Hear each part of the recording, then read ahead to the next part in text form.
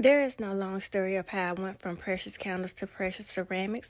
I couldn't find a candle vessel within the price range that I would like to charge my customers, so I bought the supplies on sale and I tested them out a few batches, and now I'm making them. So now your candle vessels will be made from ceramic mix with a sealer, safe for burning.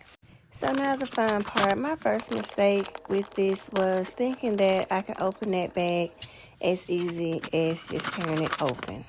Comment when you see mistake number 2. So the bowl called for 1 cup of the ceramic mix and some water. That's basically all that goes into the new candle vessels. Ceramic mix, water, and a dye if I want to color it. I did get a little nervous, and that's okay because it was my first time, so I used the smallest thing that I could find. I thought it would work, but it didn't work.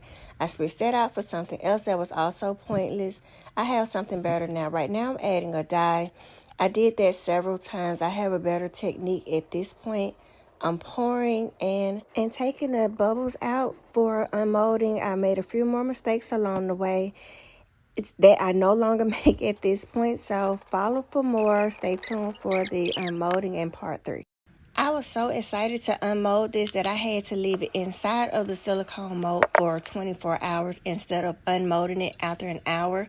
It needs to cure for 1 hour, at least 24 hours before adding a sealant. So I left it inside of the mold to keep from adding the sealant too soon. The sealant came with a brush, which made it more nice. The directions was on the bottle and on the box.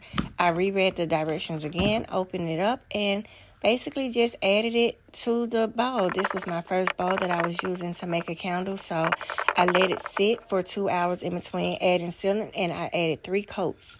So now we're back to my original passion, candle making. My new blend of waxes will be soy, coconut, and beeswax that I will blend the 3, and it'll be an equal amount of all 3 combined. Right here, I just added some color to make it a little bit more prettier. I'm going to use some flower molds and some shell molds. The scent is basically strawberry, peach, champagne, and I used 2 different companies and combined the fragrances in order to come up with one. Now I'm just taking all of my molds out, and you're going to see me add them, and that'll be pretty much it. And the last part of it is just basically be making some more flower molds and putting them on the candle, and that's about it. I've never used this technique right here before, and I'll probably never use it again because it was very time consuming.